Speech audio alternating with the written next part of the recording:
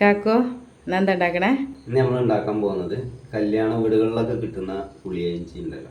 പുളിയഞ്ചി അതേമാതിരി സദ്യക്കൊക്കെ കിട്ടുന്ന പുളിയഞ്ചി, അതിൻ്റെ കൂട്ടത്തിലൊക്കെ ഉണ്ടാക്കുന്ന പുളിയഞ്ചി എന്ന് പറഞ്ഞാൽ ആ ഐറ്റാണ് നമ്മൾ ഇന്ന് ഉണ്ടാക്കുന്നത്. എനിക്ക് ഇഷ്ടപ്പെട്ട ഐറ്റാണ്. എങ്ങനെയാണ് അത് ഉണ്ടാക്കുക എന്നുള്ളത് എനിക്ക് ഭയങ്കര ഇഷ്ടമാണ് ആ സാധനം. അപ്പം നമുക്ക് ഉണ്ടാക്കല്ലേ?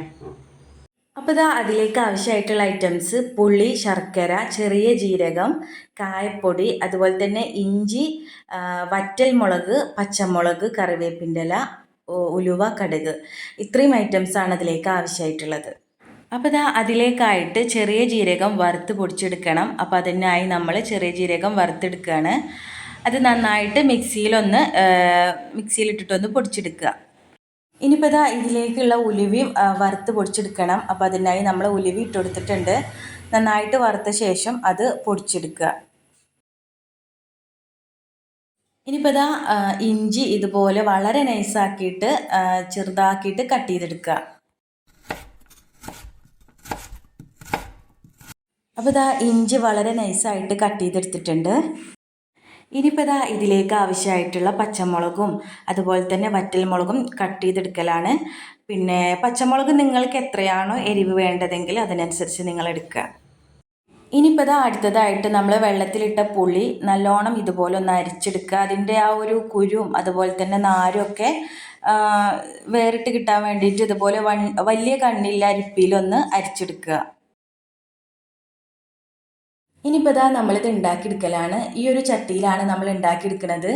ചട്ടി നന്നായിട്ട് ചൂടായി വരട്ടെ. എന്നിട്ട് അതിലേക്ക് എണ്ണ ഒഴിച്ചു കൊടുക്കുക. അപ്പോൾ നമ്മൾ വെളിച്ചെണ്ണയിലാണ് ഉണ്ടാക്കിയെടുക്കുന്നത്. വെളിച്ചെണ്ണയിൽ തന്നെ ഉണ്ടാക്കിയെടുക്കണം കേട്ടോ. അപ്പോഴാണ് ഇതിൻ്റെ അടിപൊളിയായിട്ടുള്ള ടേസ്റ്റ് കിട്ടുക. അപ്പോൾ ഇതാ ചില ആളുകളെ ഈ ഫുഡ് പെട്ടെന്നായി കിട്ടാൻ വേണ്ടിയിട്ട് എണ്ണ ചൂടാവാതെ, ഇപ്പോൾ ചട്ടിയൊക്കെ ചൂടാവാതെ അതിലേക്ക് എണ്ണ ഒഴിച്ചു കൊടുക്കും. അതുപോലെ തന്നെ എണ്ണ ചൂടാവാതെ അതിലേക്ക് അതിൻ്റെ വറവും കാര്യങ്ങളും എല്ലാം ഇട്ട് കൊടുക്കും.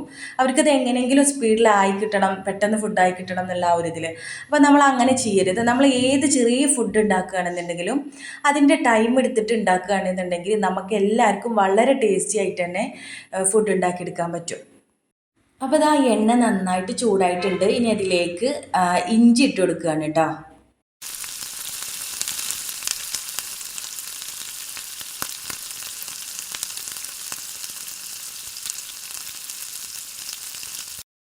അപ്പോൾ ഇതാ ഇഞ്ചി നല്ലോണം അതിൻ്റെ ആ ഒരു ബ്രൗൺ കളർ ആകുന്നത് വരെ നമ്മൾ എന്ത് ചെയ്യണം, അത് മൂപ്പിച്ചെടുക്കണം.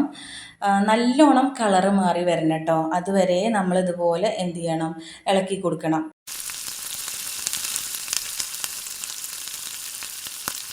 അപ്പോൾ ഇതാ ഇഞ്ചി നല്ലോണം മൂത്ത് വന്നിട്ടുണ്ട്. ഈ ഒരു കളറാകുന്നത് വരെ നമ്മൾ മൂപ്പിച്ചെടുക്കണം.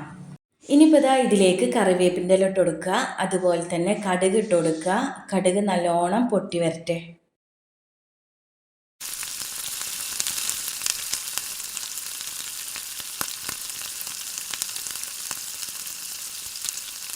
അപ്പോൾ ഇതാ കടുക് നല്ലോണം പൊട്ടി വന്നിട്ടുണ്ട്. ഇനി അതിലേക്ക് ഉലുവ പൊടിച്ചത് ഇട്ട് കൊടുക്കുക. പിന്നെ അതിലേക്ക് ചെറിയ ജീരകം നമ്മൾ നേരത്തെ പൊടിച്ച് വെച്ചിട്ടുണ്ടായിരുന്നു, അത് അതിലേക്ക് ഇട്ട് കൊടുക്കുക. എന്നിട്ട് ഇതാ നല്ലോണം ഇളക്കി കൊടുക്കുക. ഇനിയിപ്പോൾ ഇതാ ഇതിലേക്ക് കുറച്ച് മുളകും പൊടിയും അതുപോലെ തന്നെ മഞ്ഞൾപ്പൊടിയും ഇട്ട് കൊടുക്കുക. എന്നിട്ടൊന്ന് ഇളക്കിയതിന് ശേഷം അതിലേക്ക് വറ്റൽ മുളകും പച്ചമുളകും ഇട്ട് കൊടുക്കുക. എന്നിട്ട് നല്ലോണം ഇളക്കിയതിന് ശേഷം അതിലേക്ക് പുളിവെള്ളം ഒഴിച്ചു കൊടുക്കുക. അപ്പോൾ ഇതാ പുളിവെള്ളം നല്ലോണം ഒന്ന് ചൂടായ ശേഷം അതിലേക്ക് ശർക്കര ഇട്ട് കൊടുക്കുക. അതുപോലെ തന്നെ കായപ്പൊടിയും കൂടി ഇട്ട് കൊടുക്കുക. അപ്പോൾ ഇതാ നമ്മൾ എല്ലാം ഇട്ട് കൊടുത്തിട്ടുണ്ട്. ഇതിലേക്ക് ആവശ്യമായിട്ടുള്ളതെല്ലാം ഇട്ട് കൊടുത്തിട്ടുണ്ട്. ആവശ്യമായിട്ടുള്ള ഉപ്പും കൂടി നമ്മൾ ചേർത്ത് കൊടുക്കണം കേട്ടോ. ഇനിയിപ്പോൾ ഇത് നല്ലോണം തിളച്ച് അത് കുറുകി വരുന്നത് വരെ നമ്മളിത് ഇളക്കി കൊടുക്കണം.